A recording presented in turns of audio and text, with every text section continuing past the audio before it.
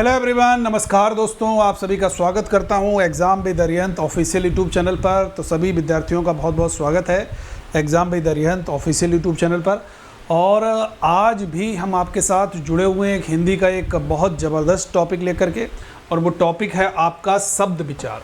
बहुत सारे विद्यार्थी ये शब्द विचार जब पढ़ना शुरू करते हैं तो शब्द आखिरकार हमारे मन में अगर कोई भी बात है, कोई भी बात आप अपनी किसी को बताना चाहते हैं, कोई भी किसी से कम्युनिकेशन यानी कि बातचीत करना चाहते हैं, तो आपके पास निश्चित रूप से शब्द ज़रूर होते हैं। तो उन शब्दों को, जो कोई बात अपनी है उसको व्यक्त करने के लिए, हमको मन के विचारों को व्यक्त करने के लिए हमको शब्दों को आवश्यकता होती है, शब्दों की अभिव्यक्ति करने की ज़रूरत पड़ती है।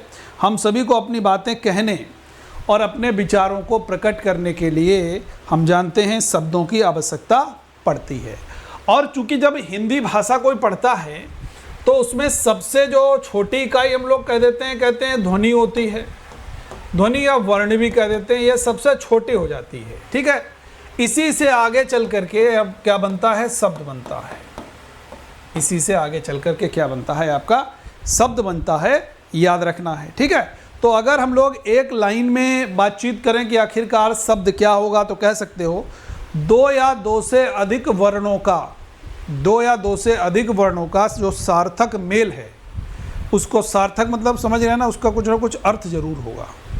दो या दो से अधिक वर्णों का जो सार्थक मेल है उसको हम लोग कह देते हैं शब्द। शब्द बहुत सारे हो सकते हैं, जैसे कुछ भी कह सकते हो आप, कमल शब्द कह सकते हो, रस शब्द कह सकते हो, कुछ भी कह सकते हो। ये सारे के सारे आपके जो शब्द हैं ये आपके शब्द कहलाते हैं, याद रखना है। ठीक है, अब देखो एक बहुत महत्वपूर्ण चीज़ हम आपको बताते हैं। अक्सर एक बात निकल के आती है, वो ये निकल के आती है कि कभी कभार कुछ शब्द ऐसे होते हैं जिनका कोई अर्थ नहीं होता है, लेकिन जब वो सार्थक शब्दों के साथ प्रयोग होते हैं तो वो भी कहीं ना कहीं थोड़ा बहुत अर्थ जरूर देते हैं, कहीं ना कहीं अर्थवान जरूर हो जाते हैं। जैसे मान लेते हैं आपसे कहा कि किसी ने, मिश्रा जी भाई चाय वाय हो गई, मिश्रा जी चाय वाय हो गई, तो चाय तो यार अर्थ है, लेकिन वाय का अर्थ तो कुछ भी नहीं है। लेकिन चाय के साथ जुड़ करके तो हमको लग रहा चाय वाय एक नया शब्द बन गया। खाना वाना हो गया, खाना वाना, खाना का अर्थ तो है लेकिन वाना का कोई भी अर्थ नहीं है। तो बहुत बार हम लोग ऐसा देखते हैं कि जिस ध्वनि समूह का कोई ना कोई अर्थ होता है उसको हम लोग सार्थक शब्द कहते हैं, और जिस ध्वनि समूह का कोई भी अर्थ नहीं होता है उसको हम लोग निरर्थक शब्दों की श्रेणी में कहते हैं। तो इसको बड़ी आसानी से हम लोग आगे समझेंगे, समझा भी देते हैं परिभाषा के रूप में, तो आप लोग बहुत अच्छी तरीके से समझ सकते हो। ध्वनियों के मेल से बने जो सार्थ शब्द या सार्थक, सार्थ वर्ण समुदाय शब्द, समुदाय को हम लोग शब्द कहते हैं। ठीक है, इसको सार्थ भी लिखते हैं, इसको सार्थक भी लिखते हैं, दोनों लिखते हैं, तो आप लोग याद रखिएगा। ठीक है, सार्थ शब्द या सार्थक जो वर्ण समुदाय है, वर्ण समुदाय कह सकते हो, इसको हम लोग ध्वनि समुदाय भी कह सकते हैं, इसको हम लोग ध्वनि समुदाय भी कह सकते हैं। भाई ध्वनिया का एक समूह है, वर्णों का एक समूह है, उसको शब्द कह सकते हैं, वो शब्द रचना हो गई। भाई समझ रहे हैं ना मेरी बात। अब यहाँ पर लिखा दो या दो से अधिक वर्णों के सार्थक मेल को शब्द कहते हैं, जैसे रस, केला, राम आदि। ये सारे के सारे आपके क्या हैं, ये सब के सब आपके शब्द की श्रेणी में आ गए।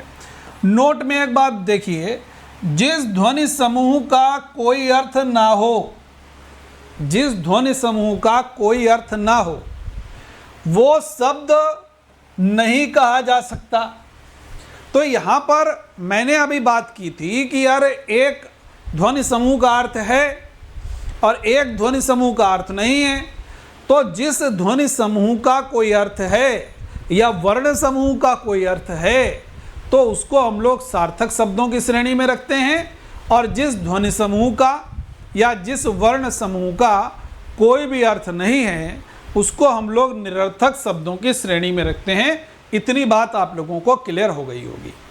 अब देखो यहाँ पर मैंने सार्थक निरर्थक लिखा हुआ है, इसको बहुत ध्यान से समझ लोगे। भाषा में सार्थक शब्दों का ही प्रयोग किया जाता है, लेकिन कभी कभी निरर्थक शब्द भी अर्थवान हो जाया करते हैं। जैसे किसी ने कहा चटपट, तो चट का मतलब तो है यार, ये चटपट क्या होता है, कोई अर्थ नहीं निकल के आ रहा। साएं साएं, चाय का मतलब तो है वाय नहीं, नाश्ता का मतलब तो है वास्ता का कोई मतलब नहीं, ठीक है ना।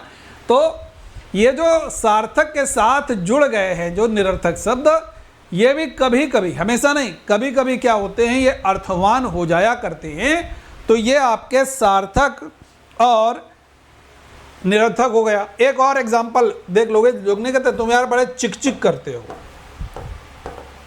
चिक चिक, ये भी आपका एक हो गया भाई शब्द।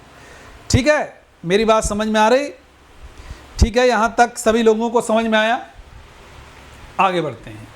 अब यह शब्दों का वर्गीकरण, उत्पत्ति की दृष्टि से शब्दों के 4 भेद हैं। ठीक है, उत्पत्ति की दृष्टि से हम लोग जानते हैं, उत्पत्ति कहोगे या कह सकते हो स्रोत के आधार पर भी कह सकते हो, ठीक है ना। उत्पत्ति या स्रोत के आधार पर हम लोग कह सकते हो, ये 4 भेद माने गए हैं। इनको बहुत ध्यान से समझ लीजिएगा। अब एक चीज़ और यहाँ पर बड़ी इंपॉर्टेंट है, उसको समझिएगा। शब्दों को हम लोग कभी कभी पद भी कहते हैं। क्या कहते हैं? शब्दों को हम लोग शब्द को पद भी नाम से जानते हैं। तो कह सकते हो साधारणतया शब्द को पद के नाम से भी जानते हैं। किस नाम से जानते हैं? पद के नाम से भी जानते हैं। जैसे कमल है, स्त्री है, जगत है, कुछ भी कहिए, ये सब आपके क्या पद भी हो गए। लेकिन जब उसका उपयोग या उसका जो प्रयोग है वो वाक्य के रूप में होता है या किसी वाक्य में उसका प्रयोग होता है, तो वह स्वतंत्र नहीं होता है। याद रखना है। पद को हमने अभी क्या नाम दिया? हमने कहा शब्द का एक अन्य नाम पद है। लेकिन उस पद का प्रयोग जब किसी वाक्य में होता है तो वो स्वतंत्र नहीं रहता, बल्कि वह लिंग से, वचन से और कारक के नियमों से बंध जाएगा। ठीक है ना। और उसका रूप भी बदल जाता है, तब वह स्वतंत्र पद कहलाता है। जैसे अगर कहोगे लड़का, तो हो गया भाई, एक लड़का शब्द हो गया। अब किसी ने कहा लड़का बैठा है, तो यहाँ पर लड़का बैठा है जैसे कहा, तो यहाँ पर लड़का पद हो गया। मेरी बात समझ में आ गई? तो ये आपका कभी कभी पद भी कहते हैं। बहुत ज़्यादा इसके बारे में जानने की ज़रूरत नहीं, लेकिन अगर मान लीजिए आ जाए कि शब्द का एक अन्य नाम और क्या हो सकता है, तो आप बता सकते हो पद जो है वो शब्द का अन्य नाम हो सकता है। ठीक है, ये मुख्य बात है समझने की आपकी, कि उत्पत्ति के आधार पर एक तत्सम शब्द है, तद्भव शब्द है, देशज शब्द है, विदेशी शब्द है। ठीक है भाई। अब देखो तत्सम शब्द बड़ा इंपॉर्टेंट है, ऐसे समझ लो। इसकी उत्पत्ति मैंने आपको पहले पढ़ाया है, संस्कृत से हुई है। इसकी भी उत्पत्ति आपकी संस्कृत से हुई है। यानी कि जो तत्सम शब्द हैं ये भी संस्कृत से आए हैं, और जो तद्भव शब्द हैं ये भी आपके संस्कृत से आए हैं। दोनों के दोनों शब्द जो हैं, इनकी उत्पत्ति आपकी संस्कृत से हुई है। इस पॉइंट को आप लोगों को याद रखना है। इतनी बात भाई सभी लोगों को समझ में आ गई होगी, हाँ या ना? एक बार सभी लोग बता देंगे इतनी बात यहाँ तक क्लियर हो गई। ठीक है। तो यानी कि तत्सम शब्द क्या हैं कि संस्कृत के ऐसे शब्द जो अपने मूल रूप में हिंदी में प्रयोग किए जाते हैं। यानी कि ये संस्कृत के शब्द हैं और ये अपने मूल रूप में ये हिंदी में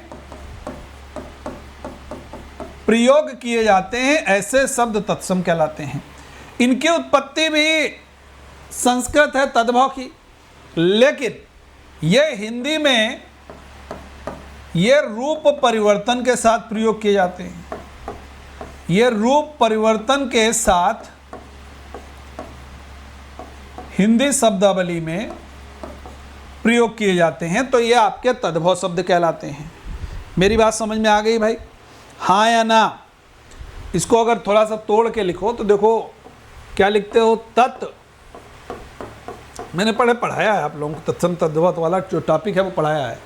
जैसे तत् प्लस सम लिखा हमने, तो तत् प्लस सम लिखा तो तत् के मतलब क्या हो गया भाई, वह, और सम के मतलब हो गया बराबर, अर्थात संस्कृत के बराबर जो शब्द हैं। तत् के मतलब क्या हो गया भाई, वह, या संस्कृत भी लिख सकते हो, और सम के मतलब बराबर हो गया, यानी कि संस्कृत के समान जो शब्द हैं वो तत्सम हैं। ठीक इसी तरीके से जब तद्भव के बारे में हम लोग जब इसका विग्रह करते हैं, संधि विच्छेद करते हैं, तो कहते हैं तत् प्लस भव। क्या कहते हैं, तत् प्लस भव। तत् के मतलब क्या हो गया, वह, और भव के मतलब हो गया पैदा हुआ। तो यानी कि इससे अभिप्राय यह निकलता है कि संस्कृत से उत्पन्न अथवा संस्कृत से विकसित। तो यहां पर क्या कह सकते हो, संस्कृत से उत्पन्न, संस्कृत से उत्पन्न या विकसित, ऐसे शब्द आपके क्या हो गए, तद्भव कहलाए। इतनी बात एकदम स्पष्ट तरीके से समझ में आई होगी, कोई भी डाउट यहां तक नहीं रहा होगा। तो यह तद्भव तत्सम की बात हो गई। तीसरा शब्द है हमारा देशज। अच्छा, देशज शब्द कैसे शब्द होते हैं जो हिंदी में बड़े कह सकते हो कि प्रचलित हैं, प्रचलित वे शब्द जो देश के विभिन्न बोलियों द्वारा हिंदी में स्थान पा गए हैं। अब कोई ज़रूरी नहीं इस पेन को उत्तर प्रदेश में कुछ और कहा जाए, मध्य प्रदेश में कुछ और कहा जाए, आंध्र प्रदेश में कुछ और कहा जाए। जैसे बहुत सारे शब्द हैं आम बोलचाल की भाषा में, जैसे मम्मी पापा कहीं कहा जाता है, पिताजी माताजी कहीं कहा जाता है, और कहीं पर कुछ लोग बाबा आई बाबा कह देते हैं। तो ये रीजनल नाम हैं, यानी कि देशज शब्दों की जो कह सकते हो जो मैन्युफैक्चरिंग है, जो कह सकते हो कि जो देशज जो शब्द हैं जिनकी जो उत्पत्ति है वो कहीं ना कहीं विभिन्न बोलियों द्वारा जो हिंदी शब्दावली में स्थान पा गए देशज शब्द कहलाते हैं। ठीक है ना, जैसे चिमटा, खिड़की, ये सब देशज शब्द हैं। कटोरा, फावड़ा, ये सब मैं लिखे दे रहा हूं। जैसे देशज शब्द में चिमटा, खिड़की, फावड़ा, ये सब के सब आपके देशज शब्द की श्रेणी में आ गए। यानी कि जो बोली है जहाँ की, जिस राज्य की, जिस जगह की जो बोली है, उसी बोली के अनुसार उन शब्दों की उत्पत्ति हो गई, वो शब्द आपके देशज शब्द कहलाते हैं। इतनी बात एकदम आप लोगों को कंफर्म हुई हो गई होगी। ठीक है, क्लियर है ना, यहाँ तक किसी को कोई डाउट तो नहीं। फिर हम विदेशी शब्द की बात करते हैं। विदेशी शब्द की जैसे ही बात करते हो तो हम सभी लोग जानते हैं विदेशी शब्द कैसे होते हैं, यानी कि जो संसार की विभिन्न भाषाओं, जो संसार की विभिन्न भाषाओं से आकर हिंदी में स्थान पा गए। भाई बहुत सारी संसार की जो भाषाएं हैं, अरबी है, फारसी है, तुर्की है, पुर्तगाली है, फ्रांसीसी है, ये सारी भाषाएं, विभिन्न विश्व की जो विभिन्न भाषाएं हैं वहाँ से आकर के हिंदी में स्थान पा गए तथा हिंदी में थोड़ा बहुत परिवर्तन करके उनको अपना लिया गया। ऐसे शब्द विदेशी शब्द कहलाते हैं। जैसे हम एक बात कहें कनस्तर, जैसे हमने कहा कनस्तर विदेशी शब्द है, कोट विदेशी शब्द है। ये सब विदेशी शब्दों की श्रेणी में आते हैं। और यहाँ से आपका एक क्वेश्चन जरूर बनता है कि दे दिया जाएगा, पूछा जाएगा कि ये किस प्रकार का शब्द है। ठीक है ना, अरबी है, फारसी है, तुर्की है, ये आप लोगों से जरूर पूछा जाएगा, तो ये आपको याद रखना। देखो मैंने पूरी परिभाषा आप लोगों के सामने अभी बताई है। मूल शब्द को तत्सम कहते हैं, तत्सम का अर्थ है उसके समान या ज्यों का त्यों, एज इट इज, कोई परिवर्तन नहीं होगा, यानी कि थोड़ा सा संस्कृत का अंश जरूर होगा उस शब्द में। संस्कृत जो अपने मूल रूप हिंदी में प्रयोग किए जाते हैं तत्सम शब्द के नाम से हम लोग जानते हैं। तद्भव क्या है, ऐसे शब्द जो संस्कृत और प्राकृत से विकृत होकर के हिंदी में आए हैं। संस्कृत भाषा के जो शब्द अपने परिवर्तित रूप के साथ हिंदी में प्रयोग किए जाते हैं उन्हें तद्भव कहलाते हैं। और हम एक एग्जाम्पल दिए दे रहे हैं, जैसे मान लीजिए लिखा हो दूल्हा, दूल्हा शब्द तद्भव है, इसका जब तत्सम लिखोगे तो हो जाएगा दुर्लभ। इसका जब तत्सम लिखोगे तो क्या हो जाएगा? दुर्लभ हो जाएगा। ठीक इसी तरीके से एक शब्द लिखते हैं बहन। जैसे हमने शब्द लिखा बहन, तो बहन ये तद्भव शब्द है, ये तद्भव शब्द है। इसका जब तत्सम लिखते हो तो क्या हो जाता है? भगिनी। इसका जब तत्सम लिखते हो तो क्या हो जाता है? भगिनी हो जाता है। तो याद रखना है, हमेशा जिसमें संस्कृत का अंश रहेगा, संस्कृत का समावेश रहेगा, आपको दिखेगा थोड़ा सा संस्कृत की फील आएगी, तो वो सब के सब आपके तत्सम शब्द हैं। जिसमें आम बोलचाल की भाषा में जो भी हम लोग शब्द बोलते हैं वो सभी आपके तद्भव हैं। जैसे मम्मी, पापा, थाली, लोटा, गिलास, भाई, बहन, सब, कचेरी, कटघरा, जीजा जी, भाभी, भैया, सब जो हैं ये आपके क्या हैं? तद्भव शब्द हैं। आम बोलचाल की भाषा में हम लोग अधिकतर तद्भव शब्दों का प्रयोग करते हैं। ये पॉइंट आप लोगों को याद रखना है। ठीक है, इतनी बात समझ में आ गई। देशज की भी हमने बात की थी। देशज बड़े इंटरेस्टिंग शब्द होते हैं। ठीक है, इनकी व्युत्पत्ति का पता नहीं चलता है, अपने ही देश में बोलचाल से बने शब्द हैं।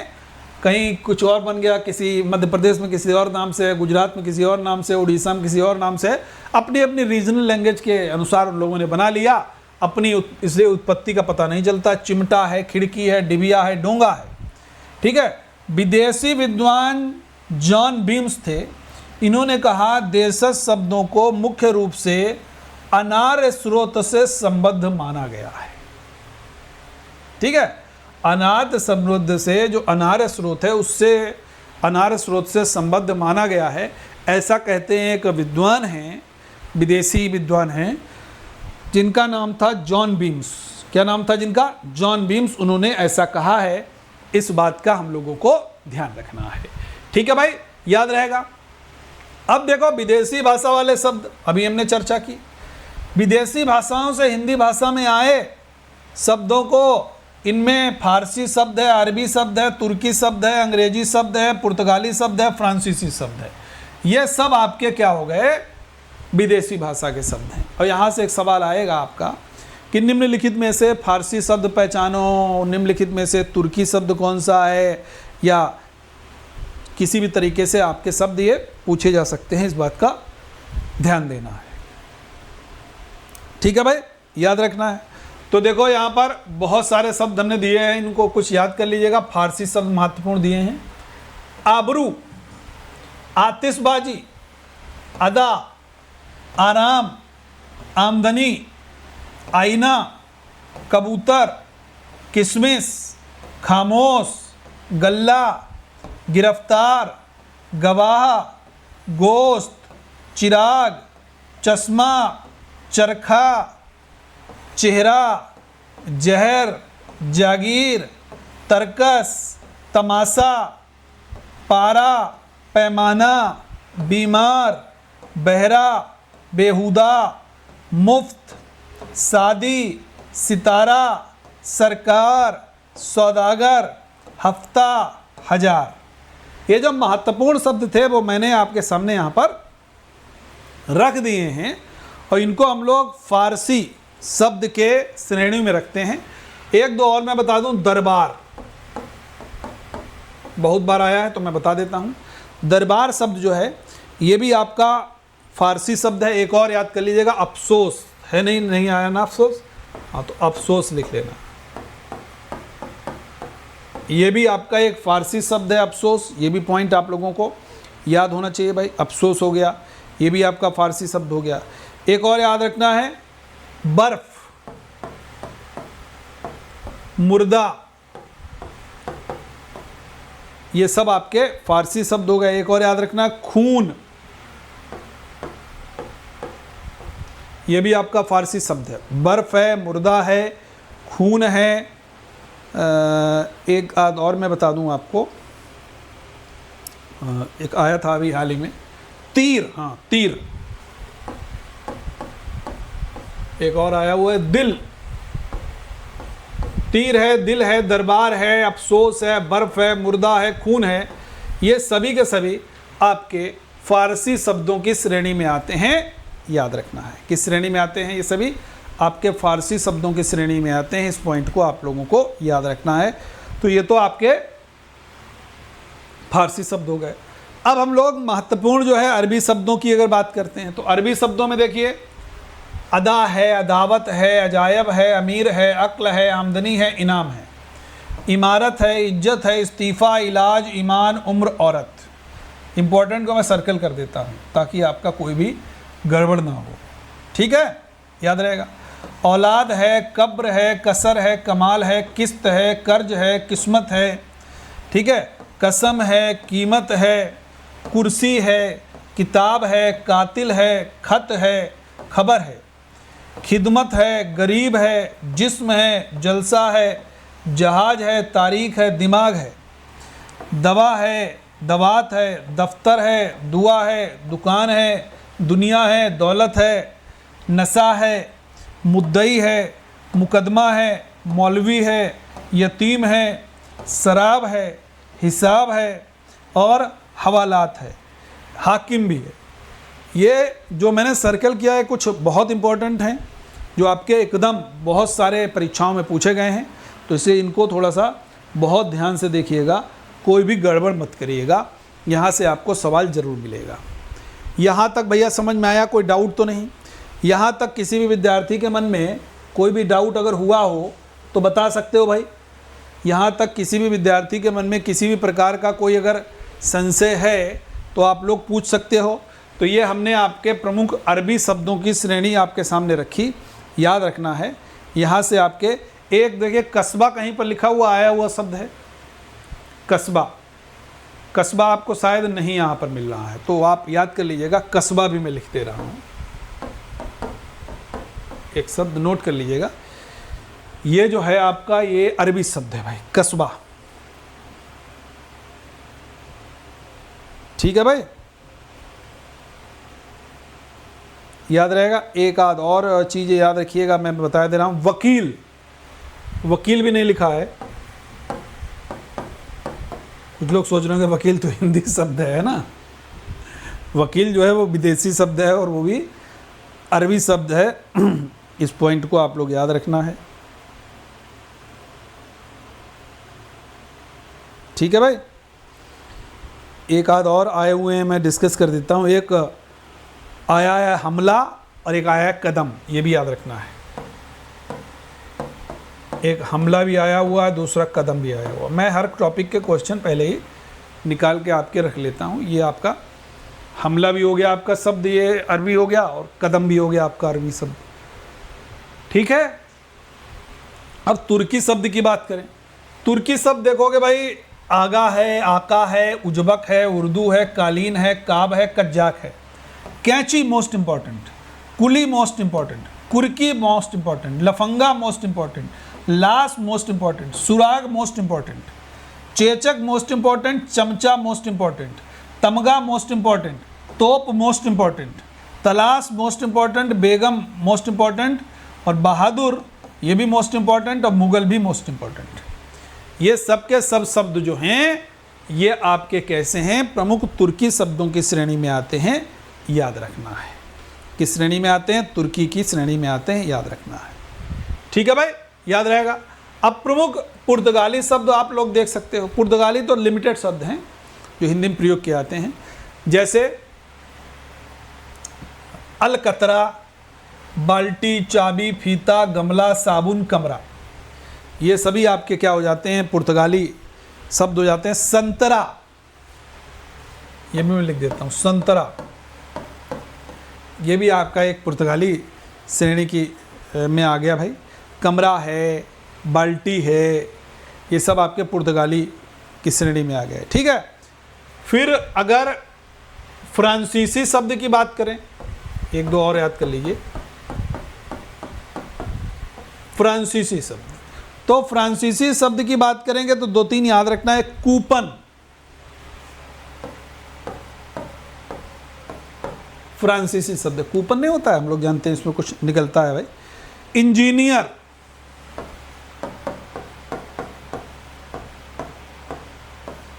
ये भी आपका फ्रांसीसी शब्द है, ठीक है, याद रहेगा। कार्टून,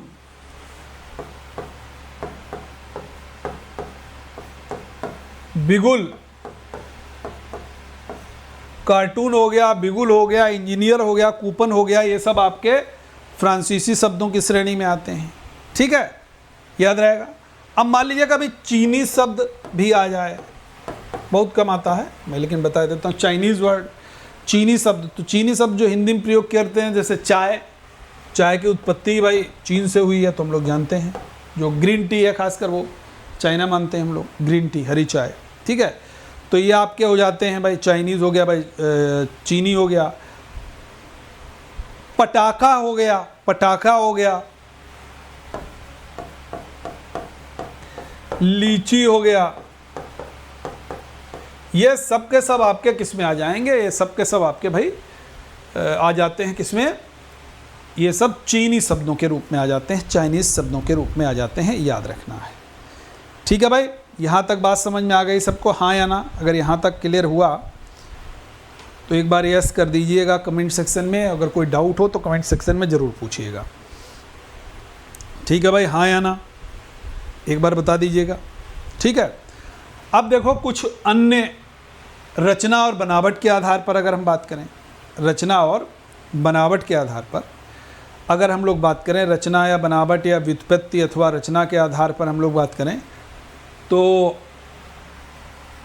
वर्णों के मेल से जो नए शब्द बनने की प्रक्रिया है, रचना है, उसको बनावट कहते हैं। रचना को या बनावट, रचना या बनावट कहते हैं। कई वर्णों को मिलाने से शब्द बनता है और शब्द के खंड को शब्दांश के नाम से भी हम लोग जानते हैं। जैसे राम में शब्द के दो खंड हैं, एक रा है और दूसरा माँ है। बहुत ध्यान से समझिएगा, ये कह रहे हैं राम लिखा है तो इसमें दो खंड हो गए, एक रा हो गया, दूसरा माँ हो गया। ठीक है, बहुत ध्यान समझोगे। इन अलग अलग शब्दांशों का कोई अर्थ नहीं है, अगर कोई अर्थ नहीं है। इसके विपरीत मान लीजिए एक में अर्थ निकलेगा नहीं, अर्थ नहीं है। ठीक है, इसके विपरीत कुछ ऐसे शब्द हैं जिनके दोनों खंड सार्थक होते हैं। जैसे मैंने एक लिखा विद्यालय, भाई एक शब्द खंड ये हो गया, एक खंड ये हो गया। भाई विद्या भी आपका, इसका भी अर्थ है, और आलय इसका भी अर्थ है। ठीक है ना? तो एक ऐसा होगा शब्द जिसमें खंड जब आप करोगे तो अर्थ नहीं निकलेगा। एक ऐसा शब्द होगा जिसमें आप खंड करोगे तो दोनों के अलग अलग अर्थ निकलेंगे, दोनों खंडों के। भाई विद्या का भी अलग अर्थ है और आले का भी अलग अर्थ है। यहाँ पर ना रा का कोई अर्थ है, ना माँ का कोई अर्थ है। ठीक है भाई, इतनी बात समझ में आ गई, क्लियर है? तो ऐसे भी शब्द होते हैं रचना या बनावट के आधार पर, और ये बनावट के विचार से तीन प्रकार के ये शब्द मान लिए जाते हैं। रूढ़ शब्द है, यौगिक शब्द है, और योग रूढ़ शब्द है। यहाँ से जरूर बनता है। अब देखो बड़ा बढ़िया सा है, बहुत ध्यान से समझोगे। अभी हमने लिख के बताया था, हमने कहा राम, अब खंड किए, आपने कहा रा और माँ, ये पहला खंड, ये दूसरा खंड। ना ही रा का अपना स्वतंत्र अर्थ है, ना ही माँ का कोई स्वतंत्र अर्थ है। कोई अर्थ नहीं निकल रहा ना, जब मिल गए तभी अर्थ है।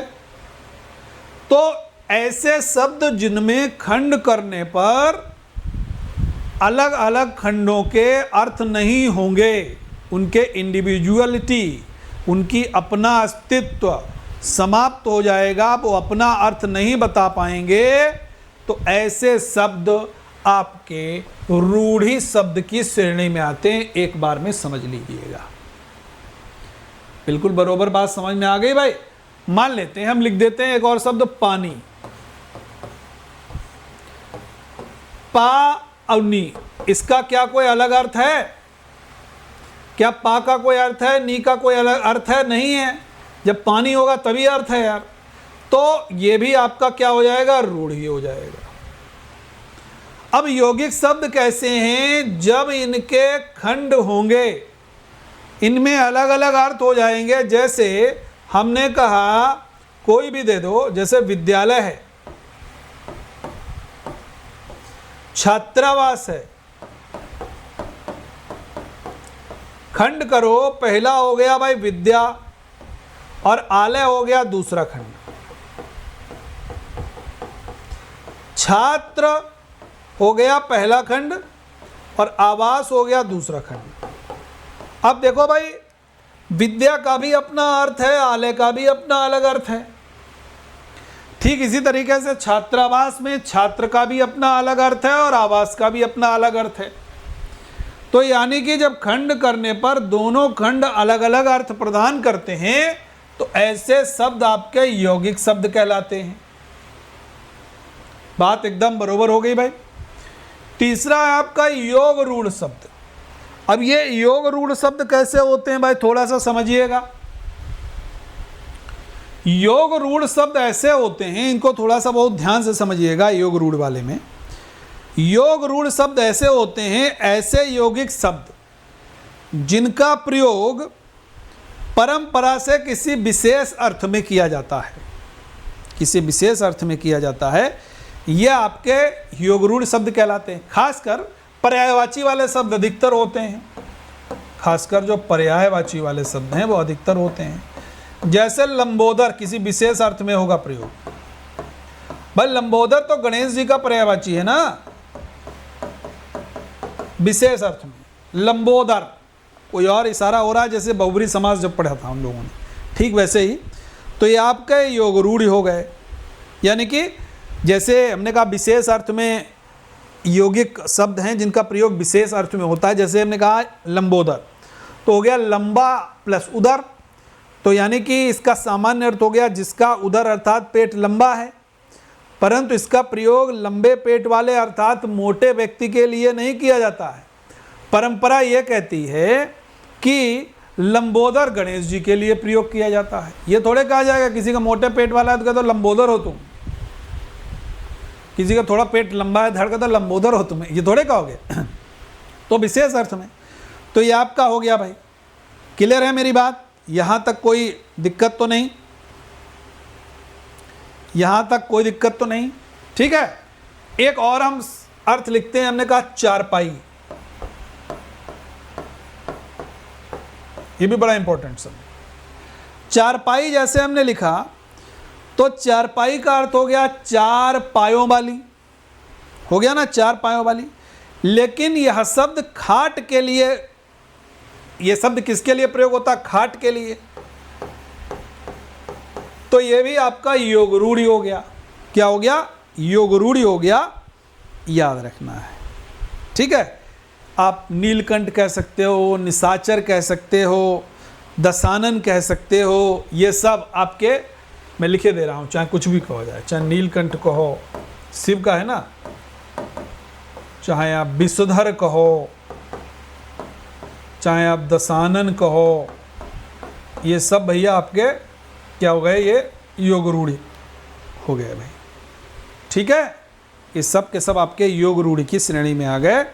ये पॉइंट आप लोगों को याद होना चाहिए, कोई भी गड़बड़ इसमें नहीं होनी चाहिए। बहुत महत्वपूर्ण शब्द हैं। ठीक है।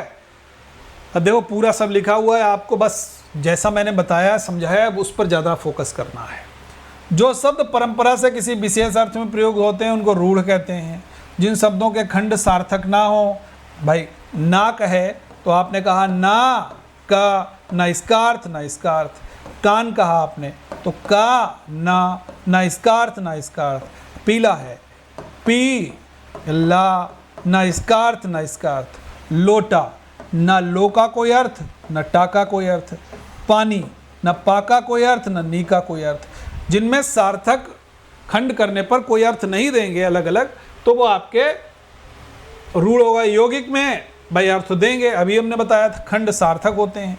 सेनापति हो गया भाई, आग बबूला हो गया भाई, घुड़सवार हो गया भाई, अलग अलग है ना, घुड़सवार, वनराज, राजकुमार, ये सब आपके कैसे हो गए? ये यौगिक शब्द हो गए। हमने आपको अभी बताया था, समझ गए होंगे।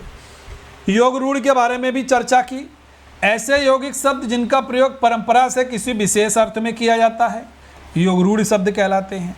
ऐसे शब्द जो यौगिक तो होते हैं पर अर्थ के विचारों से अपने सामान्य अर्थ को छोड़कर किसी परंपरा से विशेष अर्थ के परिचायक हो जाते हैं। जैसे पर्यायवाची वाले, जैसे बहुब्रीम का किसी तीसरे की तरफ इशारा कर रहे हैं। ठीक है भाई। जैसे लंबोदर वाला हमने एग्जाम्पल दिया, अभी आप लोगों को बता दिया। ठीक है ना। किसी का मोटा पेट है तो उसको लंबोदर थोड़े बोलोगे। मेरी बात समझ में आ गई भाई? यहाँ तक सबको क्लियर हुआ? यहाँ तक किसी विद्यार्थी के मन में कोई डाउट तो नहीं है? यहाँ तक सभी को क्लियर हुआ? ठीक है, ये बात समझ में आ गई। अब एक और पॉइंट आप लोग समझ लोगे, अर्थ के आधार पर भी शब्द होते हैं। अर्थ के आधार पर, अर्थ के आधार पर भी समझ लो।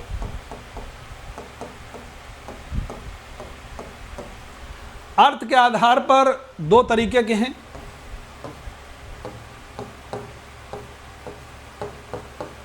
एक है एकार्थी शब्द, एकार्थी शब्द हो जाते हैं। दूसरे हैं अनेकार्थी शब्द। बड़ा आसान है, शब्द से ही आप निकाल लिए होंगे। एकार्थी मतलब जिन शब्दों का प्रयोग केवल एक ही अर्थ में किया जाता है, एकार्थी शब्द कहलाते हैं। जैसे आपने कहा रोटी, पत्नी, एक ही अर्थ में कर रहे हो ना, रोटी हो गया, पत्नी हो गया, ये सब आपके एकार्थी शब्दों की श्रेणी में आ जाएंगे। लोहा है, कुत्ता है, ये सब आपके एकार्थी शब्द आ जाएंगे। अनेकार्थी शब्द के मतलब हो गया जो शब्द प्रयोग के अनुसार विभिन्न परिस्थितियों में भिन्न भिन्न अर्थ देते हैं, वो आपके अनेकार्थी शब्द कहलाते हैं। जैसे हमने कहा सोना, एक शब्द है सोना, तो सोना के मतलब भाई आप स्लीपिंग मोड में हो तो कहने सोने की क्रिया हो गया, और एक सोना क्या हो गया, गोल्ड हो गया, यानी कि ये अलग अलग अर्थ दे रहे हैं। अब पत्नी तो पत्नी है ना, अंग्रेजी में वाइफ कहोगे, रोटी रोटी होगा, अंग्रेजी में ब्रेड कहोगे, लेकिन हिंदी में नहीं ऐसा। यहाँ पर एक के सोना है तो सोना सोने की क्रिया भी हो गई और सोना मतलब भाई एक धातु भी हो गई। ठीक है, जैसे दूसरा एक और हम कहेंगे कि भाई कमर में बल पड़ गया, तो बल एक शक्ति भी होता है, और दूसरा बल क्या होता है, टेढ़ापन होता है। तो ये भी हो गया भाई अनेकार्थी शब्द, याद रहेगा। या हम लोग लिख दें पत्र, पत्र, जैसे मैंने कहा पत्र, पत्र कहोगे तो चिट्ठी भी हो सकता है पत्र का, पत्ता भी हो सकता है पत्र का अनेकार्थक, समाचार पत्र भी हो सकता है पत्र का। तो ये आपके हो गए एकार्थी और अनेकार्थी शब्द हो गए, याद रहेगा। ठीक है, ये दो तरीके हमने अभी बताए। इसका एक तीसरा भी प्रकार है अर्थ के अनुसार, एकार्थी हो गया, अनेकार्थी हो गया। तीसरा एक होता है समानार्थी शब्द। समानार्थी शब्द, इनको दूसरा नाम एक पर्यायवाची शब्द भी बोल देते हैं, इनको एक पर्यायवाची भी शब्द नाम दे देते हैं।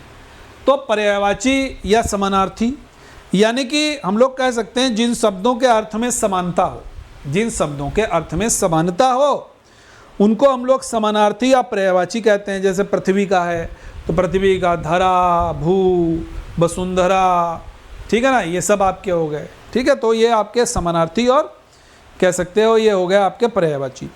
चौथा जो प्रकार है वो होता है आपका, चौथा जो प्रकार होता है उसको हम लोग कहते हैं विलोम शब्द या विलोमार्थी भी बोलते हैं। चौथा जो है उसको बोलते हैं विलोम या विलोमार्थी बोल देते हैं, या विलोमार्थी भी बोल देते हैं। भाई विपरीत शब्द वाले जो हैं वो आपके विलोम या विलोमार्थी शब्द कहलाते हैं। ये भी आप लोगों को याद होना चाहिए, क्या कहलाते हैं, विलोम या विलोमार्थी शब्द कहलाते हैं।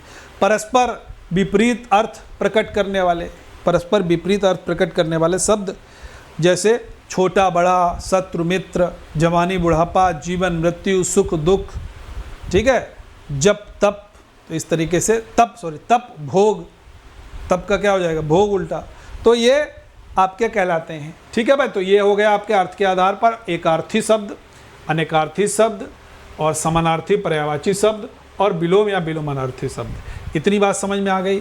ठीक है, चौथा एक और हम बात करते हैं आप लोगों के साथ, प्रयोग के आधार पर भी हम बात कर लेते हैं।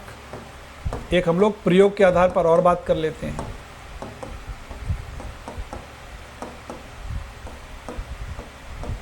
एक हम प्रयोग के आधार पर भी बात कर लेते हैं। प्रयोग के आधार पर एक जो शब्द है जिसको हम लोग कहते हैं विकारी, और एक शब्द कह देते हैं हम लोग अविकारी। एक शब्द है विकारी दूसरा शब्द है आपका अविकारी। याद रहेगा भाई, इनको समझ लेते हैं। विकार का मतलब आप ये समझो, विकार का मतलब कोई रोग नहीं, विकार का मतलब होता है परिवर्तन। यानी कि जिन शब्दों का रूप लिंग वचन कारक काल आदि के कारण बदल जाता है, जिन शब्दों का रूप लिंग वचन कारक और काल आदि के कारण बदल जाता है, यानी कि ऐसे शब्द जिनके रूप में विकार या परिवर्तन आ जाता है। बदल गया मतलब विकार आ गया, परिवर्तन हो गया, तो ऐसे शब्द विकारी शब्द कहलाते हैं। इनमें एक विशेषता शामिल होती है। ऐसे शब्द हिंदी में संज्ञा में सर्वनाम, विशेषण और क्रिया ये विकारी शब्द माने जाते हैं। जैसे एग्जाम्पल ले लें हम कोई भी, हमने कहा कि भाई मोटा लड़का खेल रहा है, फिर हमने कहा मोटे लड़के खेल रहे हैं, फिर हमने कहा मोटी लड़की खेल रही है। तो आप देख सकते हो कि लिंग के अनुसार, वचन के अनुसार ये सब आपके बदल रहे हैं ना, विकार उत्पन्न हो रहा है। तो यानी कि यहाँ संज्ञा, विशेषण, सर्वनाम, क्रिया में लिंग वचन कारक के कारण परिवर्तन हो रहा है। ऐसे शब्द आपके कैसे कहलाते हैं? विकारी शब्दों की श्रेणी में आते हैं। मैं एक बार रिपीट कर दूं जो लोग ना समझे हों। सीधा सीधा ये कह रहा है विकारी शब्द ऐसे शब्द जिसमें लिंग वचन कारक और काल के कारण परिवर्तन हो जाएगा। एक मैंने वाक्य कहा मोटा लड़का खेल रहा है, एक लड़का हो गया, एक वचन के कारण हो गया। फिर मैंने कहा मोटे लड़के खेल रहे हैं, तो यहाँ भी लिंग बदल गया, बहुत सारा चीज़ें बदल गई, क्रिया भी बदल गई। पहले तक खेल रहा है, अब खेल रहे हैं। फिर हमने कहा मोटी लड़की खेल रही है, तो यहाँ पर लिंग बदल गया, वहाँ पर एक वचन से बहुवचन हो गया, क्रिया भी बहुवचन की हो गई। यहाँ पर मोटी लड़की खेल रही है, तो मोटी लड़कियाँ खेल रही हैं, तो बदल रहे हैं ना भाई। संज्ञा, सर्वनाम, क्रिया, विशेषण के हिसाब से इसमें परिवर्तन हो जाएगा। ऐसे शब्द विकारी कहलाते हैं। अविकारी का मतलब क्या होता है? अविकारी का मतलब जिन शब्दों के रूप में लिंग वचन कारक और काल आदि किसी भी कारण से परिवर्तन नहीं आता है। मैं फिर से कह देता हूं, ऐसे शब्द जिनके रूप में लिंग वचन कारक और काल आदि के कारण कोई भी परिवर्तन नहीं आता है, ऐसे शब्द जो हैं वो आपके क्या कहलाते हैं? ऐसे शब्द क्या कहलाते हैं? ऐसे शब्द आपके कहलाते हैं क्या?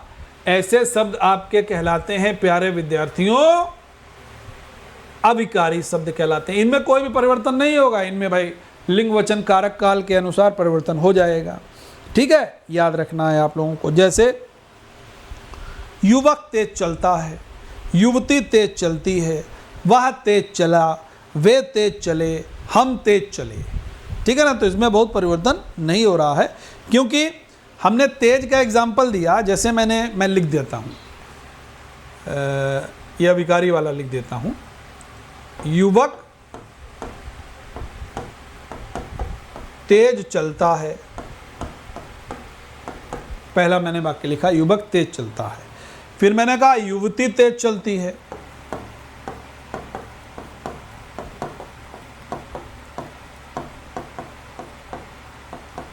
युवती तेज चलती है, फिर मैंने कहा वह तेज चला,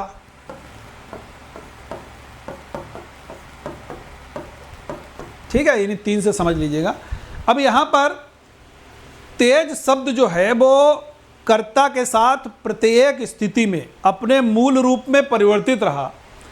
कहीं बदलाव आया तेज में, कोई भी अपरिवर्तित रहा, ये इसमें कोई भी परिवर्तन नहीं हुआ, अपने मूल रूप में ही रहा, इसमें कोई विकार नहीं हुआ, इसीलिए ये अविकारी शब्द हो जाएगा।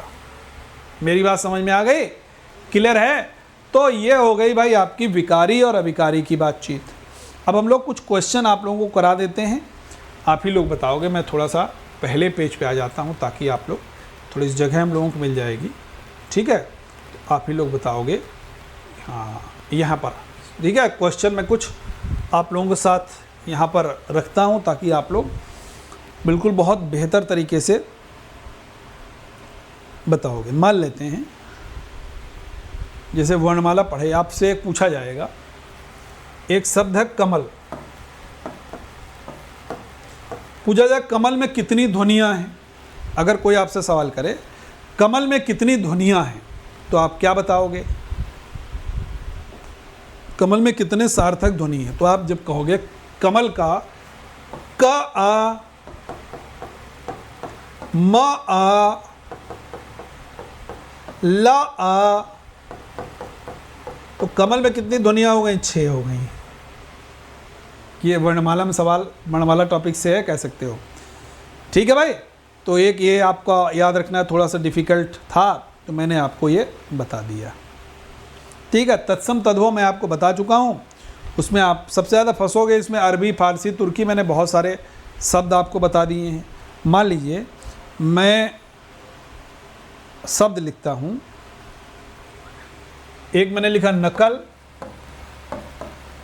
फिर मैंने लिखा फ़कीर, फिर मैंने लिखा नशा। 3 शब्द मैंने लिखे, नकल लिखा, फ़कीर लिखा, नशा लिखा और आपका खामोश लिखा।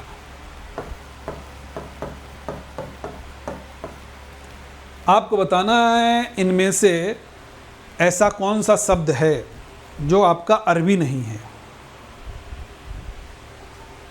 इनमें से ऐसा कौन सा शब्द है जो अरबी नहीं है।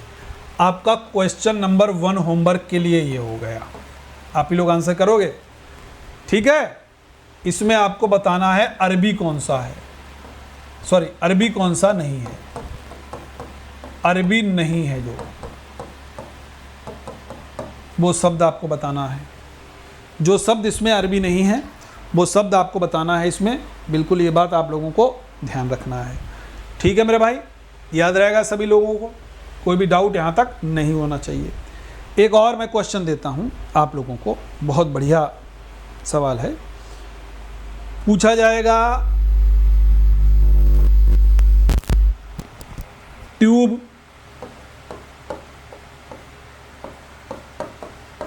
टेलीविज़न। ट्यूब हो गया आपका एक शब्द, दूसरा हो गया टेलीविज़न, तीसरा हो गया पेन। तीसरा कौन सा हो गया? पेन एक शब्द मैंने दे दिया, और चौथा शब्द दे दिया हमने हमला। आपको बताना है इनमें से कौन सा शब्द जो है वो अंग्रेजी का नहीं है। 2 क्वेश्चन हो गए आपके होमवर्क के लिए। 2 क्वेश्चन हो गए ना होमवर्क के लिए। एक और लिख लीजिएगा, ठीक है, एक और लिख लीजिएगा। आपको बताना है,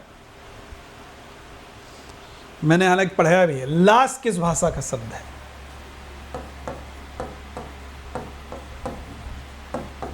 लाश किस भाषा का शब्द है? पहला विकल्प मैंने दे दिया आपको, पहला मैंने दे दिया तुर्की, फिर मैंने दे दिया अरबी, फिर मैंने दे दिया फारसी, और चौथा मैंने दे दिया कोई नहीं। चौथा मैंने दे दिया कोई नहीं। आपको ये बताना है। तो ये 3 क्वेश्चन आपको होमवर्क में हमने दिए हैं। ये आप सभी लोगों को होमवर्क के लिए 3 क्वेश्चन करके लाने हैं। ठीक है भाई, याद रहेगा। तो यहीं तक हम इस टॉपिक को रखते हैं। मैं देखिए एक बार मैं रिवाइज़ करवा दे रहा हूँ। ये देखिए सबसे पहले हम लोगों ने पूरी डेफिनेशन देख ली, फिर हमने तत्सम तद्भव देशज विदेशी ये उत्पत्ति के दृष्टि से देख लिए, फिर ये सभी की परिभाषाएं देख ली, समझ भी लिए। तद्भव तत्सम देखो हमने पूरा बताया भी, आपको अलग से टॉपिक हुआ है तो उसको बताने की बहुत यहाँ पर नीड नहीं थी। फिर हमने देशज विदेशी ये सारे के सारे शब्द देख लिए भाई। तो ये भी आप लोगों ने प्रमुख शब्द हमने लिखवा भी दिए हैं। पुर्तगाली हो गया, जो हमने यहाँ पर स्लाइड में नहीं दिए हैं वो मैंने आपको बता दिए। फ्रांसीसी है, चीनी है, ये सब बता दिए। ठीक है भाई। फिर उसके बाद में मैंने रूढ़, योग रूढ़, ये सबसे इम्पोर्टेंट है, बहुत पूछे जाते हैं। ठीक है भाई, ये आपको याद होना चाहिए। फिर मैंने आपको और भी चीज़ें बताई, जैसे विकारी या विकारी शब्द बता दीजिए, ये भी मैंने आपको यहाँ पर पूरा करा दिए। फिर अर्थ के आधार पर एकार्थी, अनेकार्थी, विलोमार्थी और फिर समानार्थी या पर्यायवाची शब्द हमने आपके साथ बता दिए। सेशन अगर अच्छा लगा हो भाई लोग तो अधिक से अधिक सेशन को शेयर कीजिएगा, लाइक कीजिएगा, बेल आइकन को प्रेस कीजिएगा और चैनल को सब्सक्राइब जरूर कीजिएगा। Okay, thank you everyone. जय हिंद। सेशन को शेयर कीजिए, अधिक से अधिक लाइक कीजिएगा और सब्सक्राइब जरूर कीजिएगा। थैंक यू एंड जय हिंद।